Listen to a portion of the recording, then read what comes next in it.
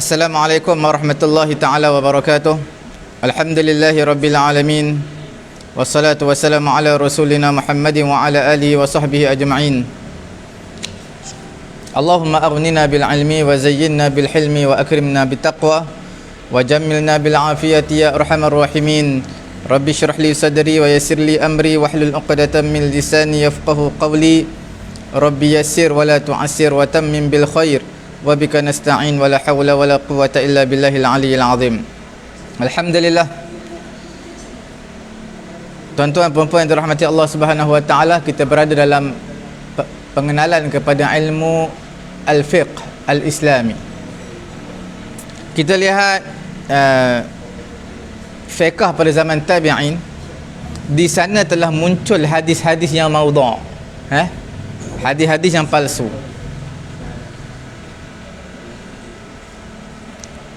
Kesan, natijah daripada ketiadaan pembukuan hadis pada zaman sahabat dan berpada dengan apa yang mereka ingat, catatan peribadi mereka, maka apa yang berlaku, maka di situ telah mula lahirlah, muncullah hadis-hadis yang maudhu', yang palsu.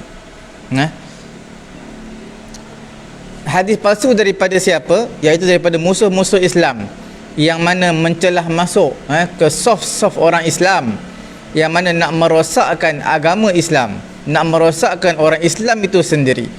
Maka telah muncullah, telah zahirlah pada ketika itu mereka telah memulakan hadis-hadis palsu. Mereka nak lariskan hadis palsu ini, likathirin minal ahadithil batilah. Mereka telah lariskan pada ketika itu hadis-hadis yang batil, yang palsu. Untuk apa tu? Untuk menghalalkan perkara yang haram, untuk mengharamkan perkara yang halal. Apa sebab-sebab dia? Ada banyak sebab lah. Di antara salah satu daripada sebab tersebut adalah telah muncullah pada zaman tabi'in ini, iaitu beberapa puak atau kelompok yang berbeza-beza. Dan di antara puak atau kelompok tersebut adanya sifat permusuhan agama, permusuhan dalam agama, seperti mana telah dilakukan oleh zindiq, zanadiqah. Zindiq adalah orang yang menzahirkan Islam, menyembunyikan kekufuran. Dinamakan mereka ini pada zaman yang pertama dipanggil munafik. Tapi selepas daripada itu telah ditukar termnya menjadi zindiq. Zindiq, munafik sama. Semua munafik ni term dulu. Dan sekarang namanya zindiq, seperti mana telah disebut dalam kitab Al-Mawsu'ah Al-Fiqhiyah Al-Kuwaitiyah. Okey.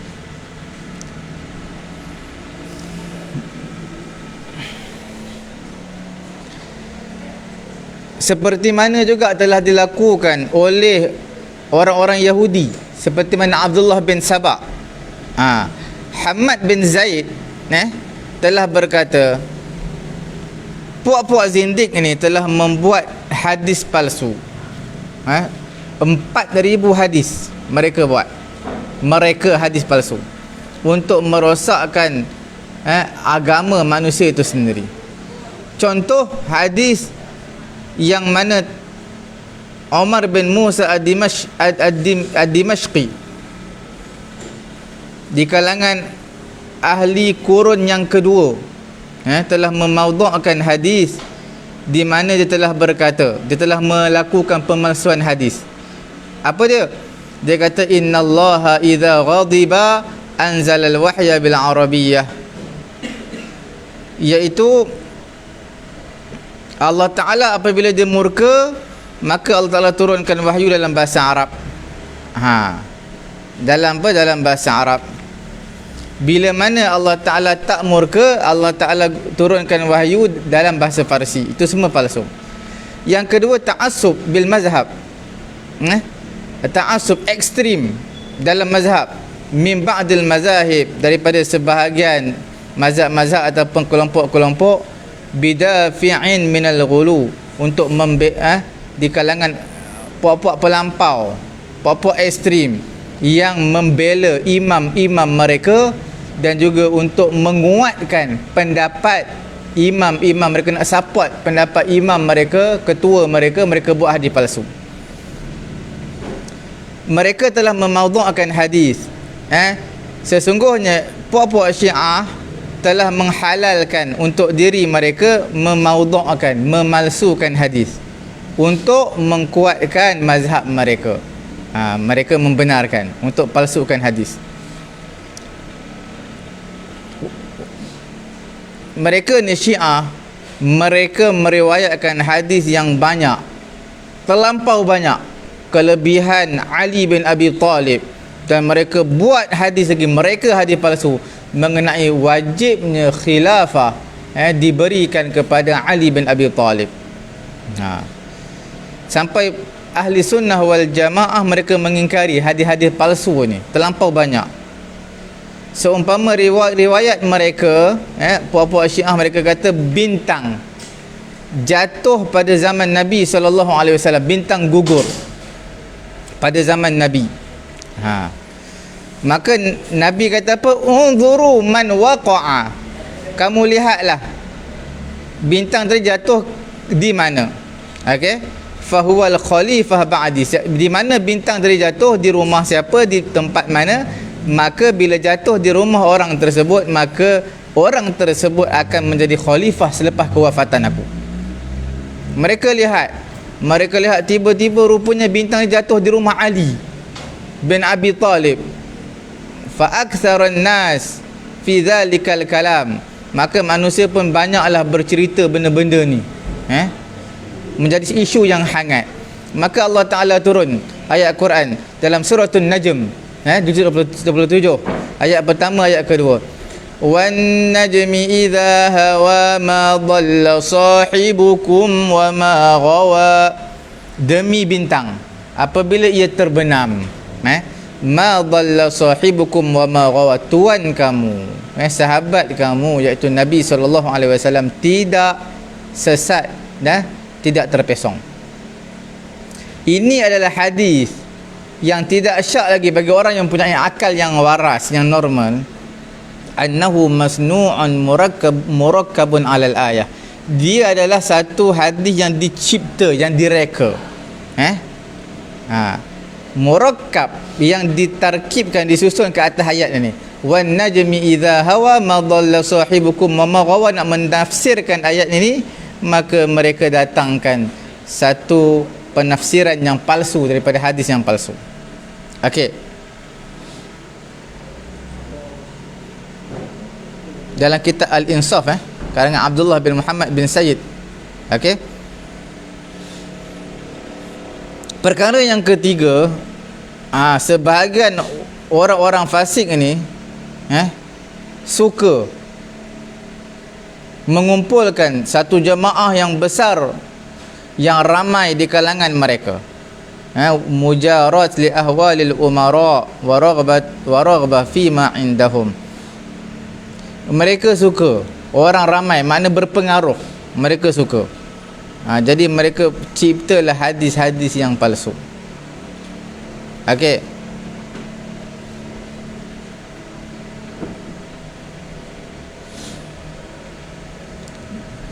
contoh,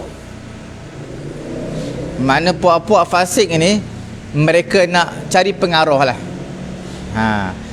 Dihikayatkan Riyas bin Ibrahim masuk satu kali masuk kepada Khalifah Mahdi bin Mansur.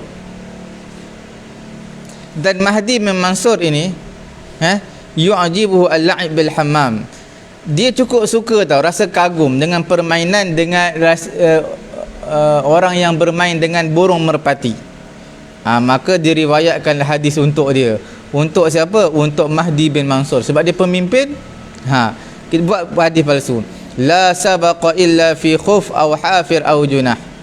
Tidak ada perlumbaan melainkan pada khuf aw hafir, iaitu kuda lah, kuda ataupun junah. Junah ni burung yang bersayap.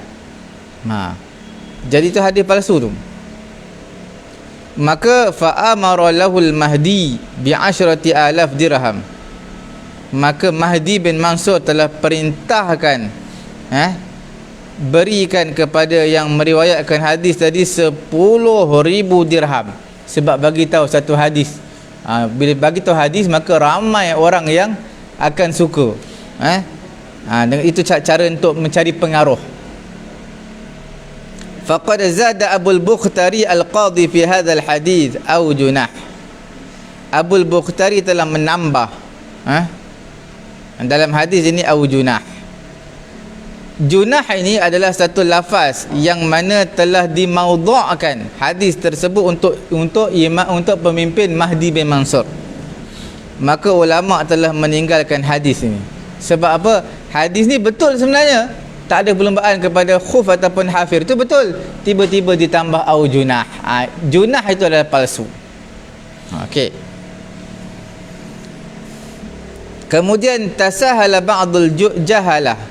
Orang-orang jahil ni mereka anggap mudah, pandang ringan benda ni. Mereka memaudhu'kan, orang-orang yang jahil ini, mereka memalsukan hadis dalam bab fadilat dan juga targhib dan juga tarhib.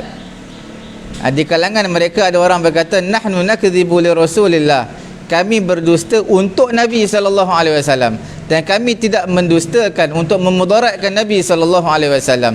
Seumpama memaudhu'kan hadis-hadis pada fadilat, membaca sebahagian surah-surah Al-Quran supaya memberi galakan kepada manusia banyak baca Quran, wasarfuhum anil fiqh, dan juga untuk palingkan manusia ni jangan terlampau banyak berbahas tentang fiqh.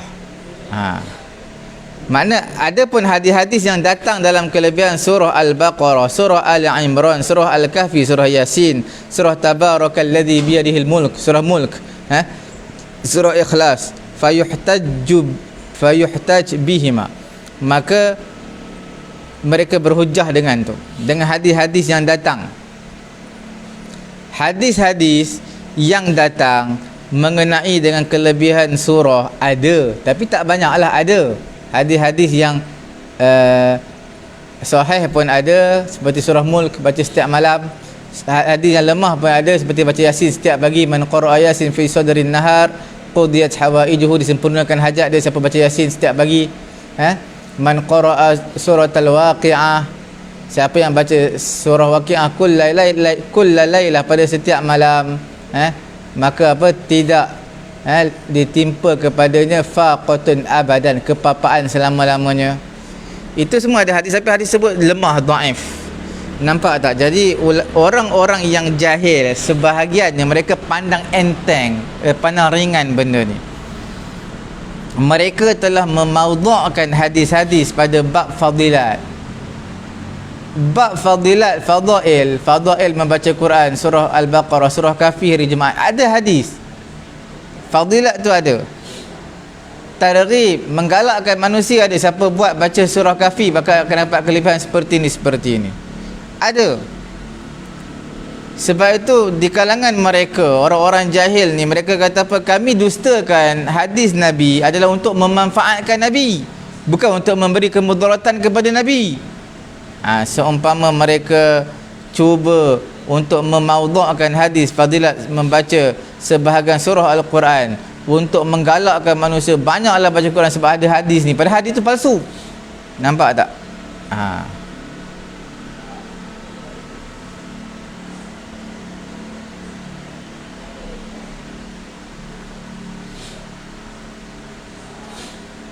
Okey.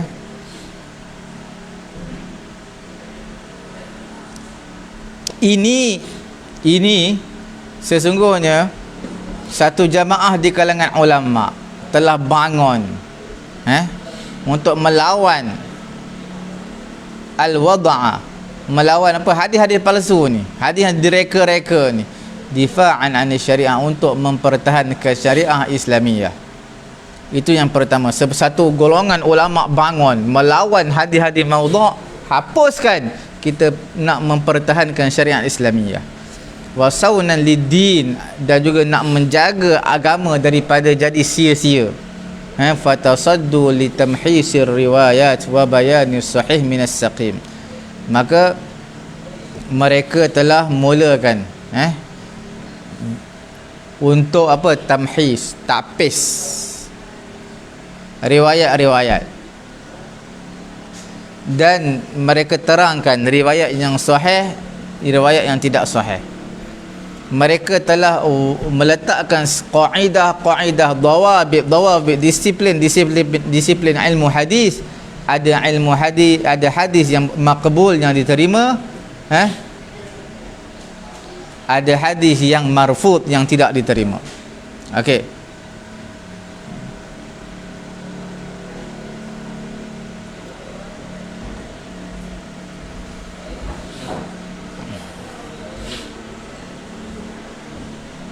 Mereka telah karang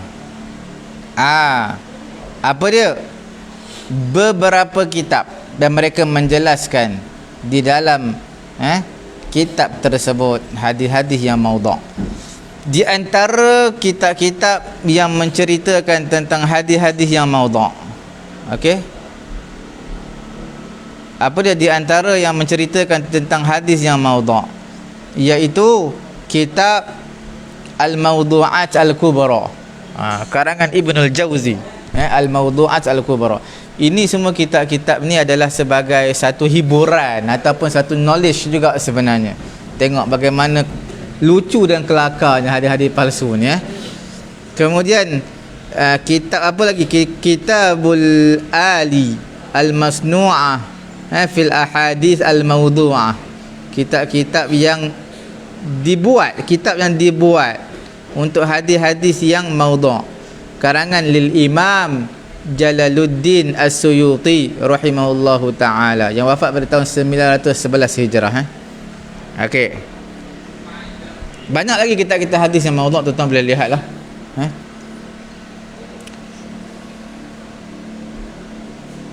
Ibnu Sirin pernah berkata, seorang tabi'in yang wafat pada tahun 110 Hijrah, lam yakun yas'aluna 'anil isnad. Mereka tak tanya tau mengenai dengan isnad, sanad. Apabila berlaku fitnah, mereka kata sammu lana rijalakum, kamu namakan, beri nama kepada kami lelaki-lelaki kamu, itu periwayat-periwayat kamu. Bila berlaku satu perkara pelik dalam hadis, mereka minta senaraikan periwayat-periwayat hadis. Mereka tak tanya sanad, tapi mereka minta senarai nama-nama. Fayanzuruna ila ahli sunnah, mereka lihat kepada ahli sunnah, dilihat mereka ni kepada ahli sunnah. Fayu'khadhu hadithuhum, diambillah hadis mereka sekiranya mereka tu ahli sunnah. Wa yunzar ila ahli al-bid'ah fala yu'khadh hadithim, kalau dilihat mereka ni cenderung kepada ahlul bid'ah, orang yang selalu melakukan bid'ah, maka tak diambil hadis mereka. Abdullah bin Mubarak pernah berkata, al-isnadu minad din, sanad, al-isnadu minad din, sanad tu daripada agama. Walau lal isnad, kalau tak ada isnad, kalau tak ada sanad, laqala man syaa ma syaa. Al-isnadu minad-din. Abdullah bin Mubarak kata, sanad sebahagian daripada agama. Walau lal isnadu, kalaulah tak ada sanad. Walau lal isnad, kalau tak ada sanad, apa yang berlaku? Man syaa ma syaa, orang kehendaki apa yang dia nak cakap. Apa yang dia nak cakap, dia boleh cakap. Sebab apa? Sebab sanad tak diambil kira. Jadi sebab tu sanad tu penting, diambil kira dalam agama. Kalau tak apa, man syaa ma syaa, orang akan boleh berkata laqala man syaa ma syaa. Pasti orang akan mengatakan apa yang dia suka. Okey. Alhamdulillah tuan-tuan puan-puan dirahmati Allah Subhanahu wa taala, kita dalam bab ijma' pada zaman tabi'in. Kita lihat lagi ijma' ni daripada masadir, daripada masdar yang diterima pada zaman sahabat. Bila sebut tentang ijma', kita panggil masadir musallamah. masdar sumber yang diterima pada zaman sahabat. Sebab pada ketika tu ramai lagi sahabat tak keluar, nak keluar kena minta izin dulu. Okey, wa kana al-qaul bi hujjatihi amrun ma'rufan fi ma bainahum. Adalah perkataan pendapat dengan hujjah pada zaman sahabat adalah amrun ma'rufan, satu perkara yang ma'ruf, perkara yang memang dah diketahui umum. Adapun pada zaman ini, iaitu zaman tabi'in, telah zahirlah, telah muncullah puak-puak yang mana mengingkari hujjah ijma'. Pada zaman tabi'in dah muncullah orang kata ijma' tak betul lah, tak boleh jadi hujjah, ataupun taghayyuru mafhumih. Telah muncul juga puak-puak yang mana kefahaman mereka telah berubah. Daripada demikian, ma zahaba ilaihi syiah min anna al-ijma' laysa bihujjah. Seperti mana puak-puak syiah juga berhujjah, iaitu ijma' bukan daripada hujjah. Berubah terus mafhum. Illa idza kana min ittifaqil mujtahidin min alil bait duna jami'al mujtahidin. Jadi puak Syiah mereka tak terima ijma'. Mereka kata ijma' yang kami terima adalah ijma' ahlul bait. Ahlul bait itu kami terima. Ittifaq mujtahidin makna sebulat suara di kalangan mujtahid. Syiah kata kami terima dengan syarat mujtahid tersebut mestilah di kalangan ahlul bait, iaitu di kalangan apa? Ahlul bait, keluarga Nabi, bukan di kalangan mujtahidin yang orang lain, bukan, tak ada kaitan dengan Nabi. Itu Syiah punya lah. Okey, dari satu sudut yang lain, tuan-tuan puan-puan yang dirahmati Allah Subhanahu wa taala, dari satu sudut yang lain, ijma' ini qad faqada katsiran min makanatihi bi'atibari masdar min masadir tasyri'. Telah tiadalah pada kebanyakan daripada tempat keagungan ijma' dengan mengiktibarnya sebagai satu sumber daripada sumber-sumber pensyariatan. Sebab apa tu? Kerana tafarruqil fuqaha fil amsar. Dan ulama-ulama fiqh, ulama mujtahid bertebaran di negara-negara yang lain. Kerana kesan luasnya penaklukan Islam, sehingga asbahal ijma', nak menjadikan ijma' pada zaman tabi'in ini juga sebenarnya satu perkara yang susah. Okey, satu perkara yang payah. Jadi pendek katanya, ijma' ini pada zaman tabi'in telah muncul dah puak-puak yang ingkar kepada ijma'. Mereka dah terpengaruh dengan cara pembawakan pemikiran Syiah. Ijma' yang diterima adalah mujtahidnya ahlul bait, yang ahlul bait tak diterima. Tapi pada zaman ni sebenarnya dah susah dah untuk ijma'. Sebab apa? Ulama-ulama mujtahid, fuqaha, mereka dah mula bertebaran, hamparkan sayap mereka pergi ke negara-negara lain. Okey, fatwa di kalangan sahabat kita nak bincang pada hari ini. Selepas mana telah dibuka negara Islam dengan luas, sahabat-sahabat bertebaran merata negara, telah berlaku banyak perkara yang baru, sehingga tabi'in terpaksa, orang-orang pada zaman tabi'in, ulama pada zaman tabi'in terpaksa untuk membahaskan hukum hakamnya. Dan tidak lain tak bukan, bagi tabi'in mereka kena rujuk juga kepada sahabat. Ada tak peristiwa ni berlaku pada zaman sahabat? Sebab itu sahabat-sahabat ini terpaksa untuk mengeluarkan pendapat yang ada di sisi mereka dengan knowledge yang mereka ada untuk memberi fatwa atau memberi jawapan kepada tabi'in. Sebab itu asbahat fatawa sahabah, fatwa sahabat radhiyallahu ta'ala anhum adalah masdaran jadidan, satu sumber yang baru dalam mengetahui hukum hakam pada zaman tabi'in. Nampak tak? Pada zaman tabi'in, antara sumber pensyariatan yang terpenting antaranya adalah fatwa sahabat.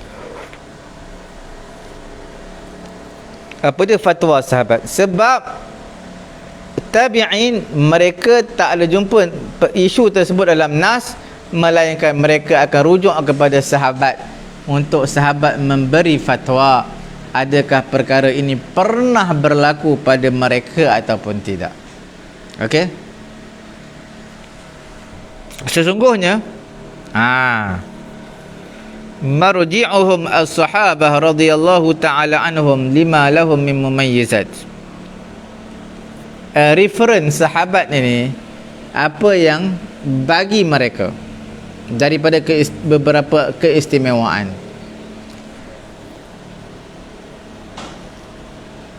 Antara keistimewaan ini tidak ada kepada selain daripada sahabat. Semua ini telah dirakamkan dalam kitab Mustafa Sa'id Al-Khin, dalam kitab Dirasah Tarikhiyah lil Fiqhi wa Usulih.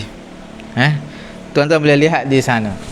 Mereka telah senaraikan, Mustafa Sa'id Al-Khin telah senaraikan apa tu?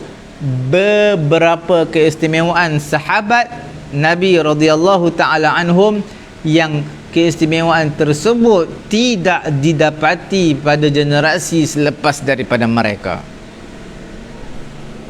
Yang pertama, tuan-tuan dan puan dirahmati Allah Subhanahu wa taala, sahabat radhiyallahu taala anhum, mereka ini mendirikan mensyarahkan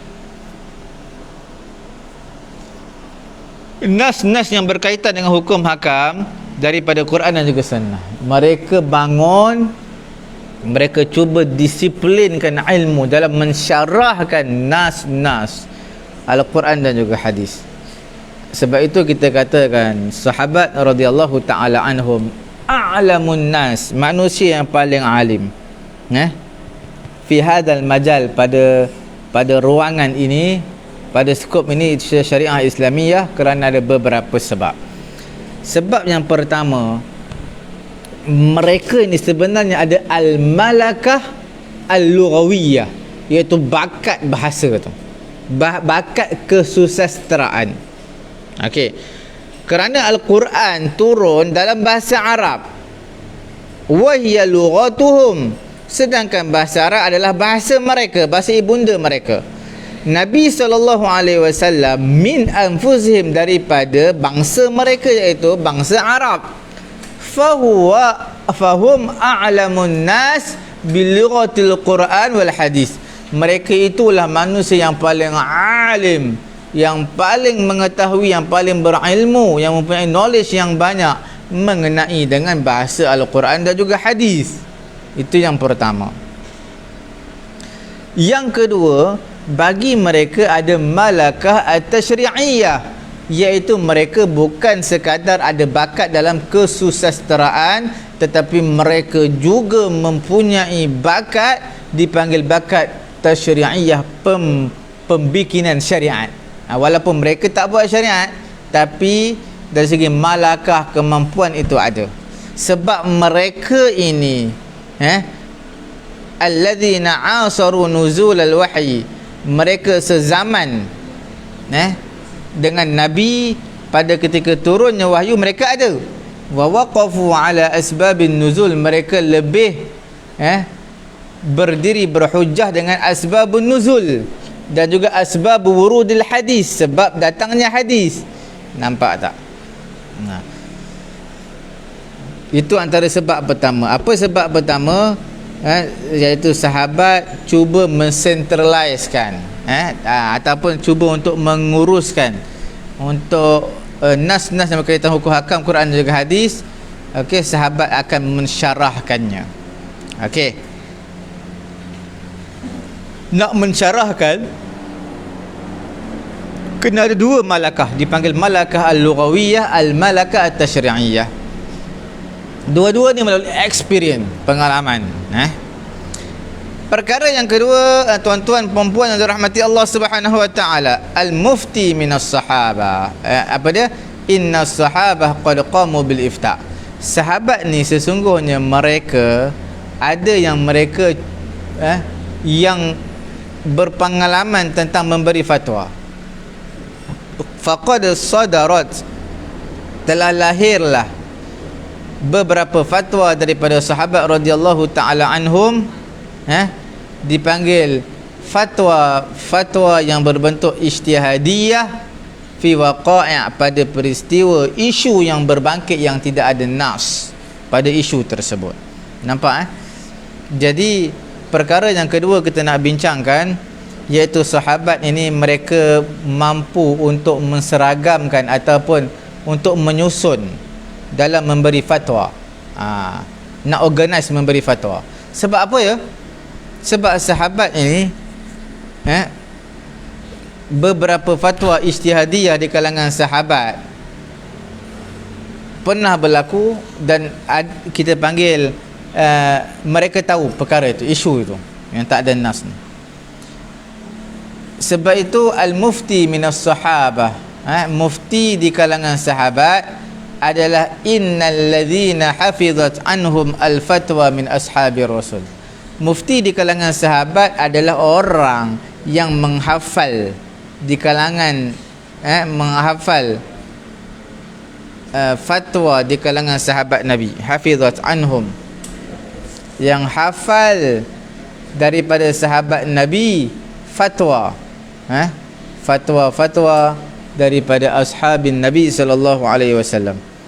Seperti mana telah menyebut oleh Ibnu Hazm Al-Zahiri, lebih daripada 300, mi'ah wa salasin, lebih daripada 130.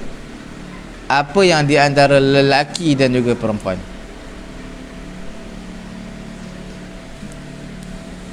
Okey. Ini semua tuan-tuan boleh lihat di dalam karangan Ibnu Hazm, iaitu kitab Al-Ihkam, ataupun tuan-tuan boleh tengok juga kitab I'lamul Muwaqqi'in karangan Ibnul Jauzi. Bukan Ibnul Jauzi tetapi Ibnul Qayyim Al-Jauziyah. Ibnul Qayyim Al-Jauziyah. Okey tuan-tuan puan-puan dirahmati Allah Subhanahu wa taala, nampak tak mufti di kalangan sahabat? Siapa tu? Orang yang mana hafal daripada orang yang menghafal fatwa di kalangan sahabat Nabi. Okey, seperti mana telah sebut oleh Ibnu Hazm Al-Zahiri. Alhamdulillah tuan-tuan puan-puan dirahmati Allah Subhanahu wa taala.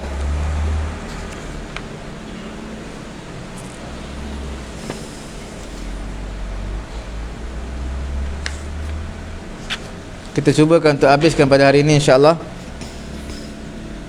Lepas kita akan masuk telah zahirlah madrasah fiqhiyah pada zaman tabi'in. Sebelum kita masuk madrasah mereka. Adapun al-mukthirun. Okey.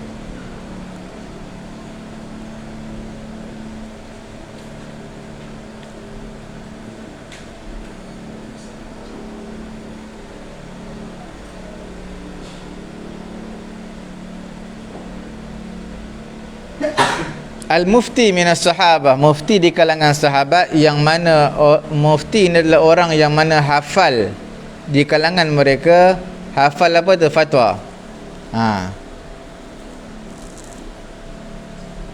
Fatwa ashabi Rasul. Okey.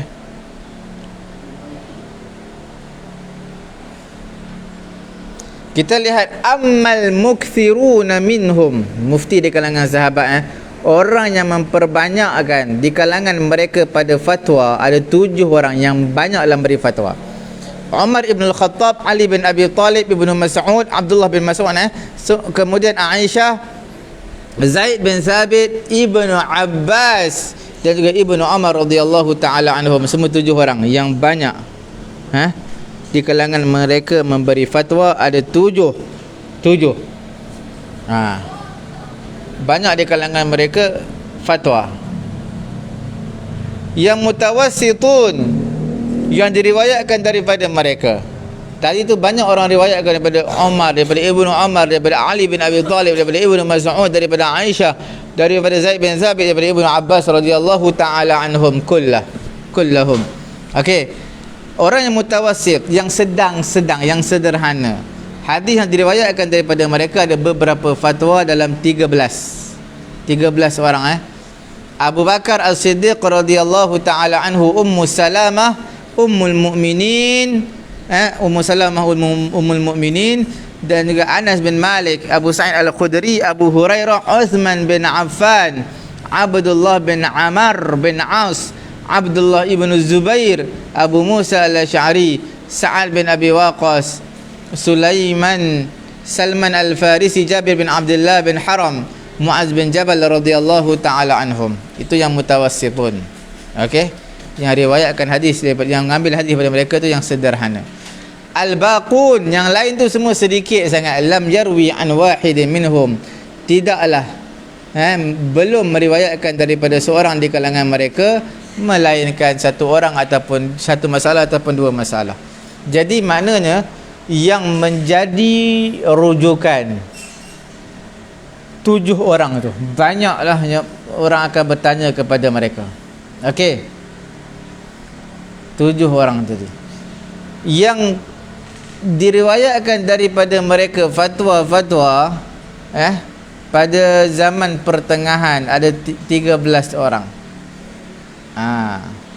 Okey, banyaknya 13 orang. Dan juga pada muqallidun jiddan, dan orang yang mana yang tidak dia sebagai sahabat, tidak dia sebagai tabi'in, maka ia dipanggil sebagai apa tu? Dia adalah yang meriwayatkan hadis juga tapi tak banyak. Dia sedikit je, sama ada satu ataupun dua hadis, yang satu masalah ataupun dua masalah yang dihuraikan. Jadi ilmu tak mencakupi habis. Sahabat berbaki yang daripada tadi tu 200-300 orang tu. Okey. Al-ijtihad bi-ra'yi 'inda tabi'in. Ijtihad dengan cara ar-ra'yi di sisi tabi'in. Bermula khilaf yang jelas pada zaman ini, iaitu ijtihad bi-ra'yi ni boleh untuk berhujjah. Sedang bahawasanya banyak di kalangan fuqaha mereka mengambil kira ijtihad bir-ra'yi sebagai masdar daripada sumber-sumber pensyariatan. Cumanya sedikit di kalangan mereka cenderung kepada al-i'timad alaih, yamiluna ila taqlil. Sedikit di kalangan mereka yang cenderung kepada taqlil min al-i'timad, pendapat terpencil, melainkan dalam situasi darurat.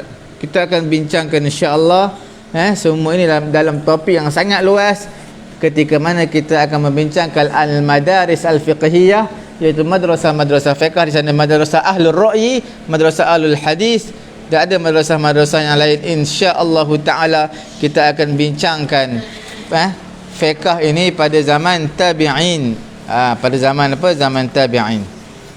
Okey.